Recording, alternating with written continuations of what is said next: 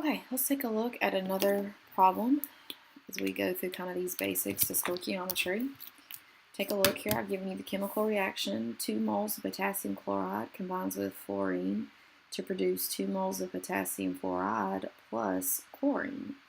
So same thing we've been doing. We're going to start by looking at the given information in the problem.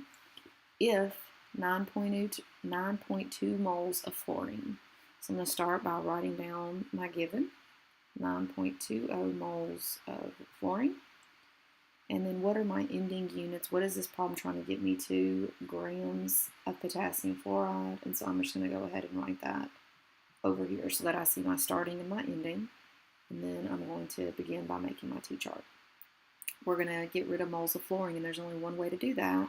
That is to drop down moles of fluorine. Now, right now, you're looking at this probably and say, like, okay, she wrote grams of potassium fluoride really far over here, so there has to be a second step. But let's pretend that I didn't write that there. Let's pretend that I wrote it right there. Okay? Well, let's think about all the conversion factors we have. Do we have any way to represent moles of fluoride to grams of potassium fluoride? Let's go through the 3 that we do have. The first one is 6.022 times 10 to the 23rd equals 1 mole. And again, remember what we said about this? We said we only use that when we need atoms, molecules, or particles, which in this problem, we have no need of any of those things. So I should not see this number anywhere in your T-chart. The second thing would be grams equals 1 mole. Remember, this is the molar mass. Well, I see grams here, but if I were to find the grams of Kf, it would not represent 1 mole of fluorine. That doesn't even make sense. And then the third thing that we can do is a mole-to-mole ratio, where we look at the coefficients. And again, think of this like that transition step. This lets us get between different substances. And so what I'm trying to get you to see is that if we're trying to get to grams of potassium fluoride, we first have to find a way to get to Kf. So this is where that mole ratio is going to come in to benefit us. We're going to transition now to moles of potassium fluoride. So mole to mole, let's look up here and see what our coefficients are. I see that there's no coefficient written in front of the fluorine, so I'm going to assume that it's a 1. And when I look in front of the potassium fluoride, I see a 2. Okay, so now moles of fluorine has canceled out, and look where you're at. You're at moles of potassium fluoride.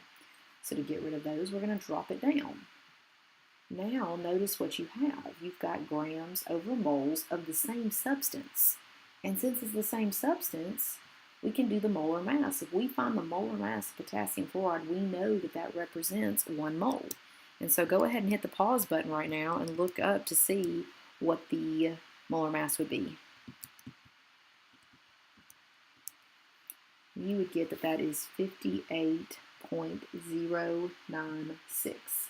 And guys, I've told you all this because I make the same mistakes sometimes. Some of you miss problems on your quiz because you had the wrong molar mass.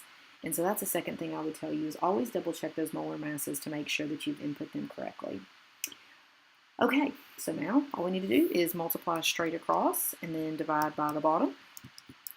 And that's going to give us a rather large number, 1,068.9664 grams potassium fluoride. Let's look back at the original. I only want 2 sig figs, which means I only really want these 2 guys. So we're going to have to do quite a bit of rounding here. We're going to make that 6, make the 0 go up to a 1. 1,100 grams of potassium fluoride would be my final answer there. Okay?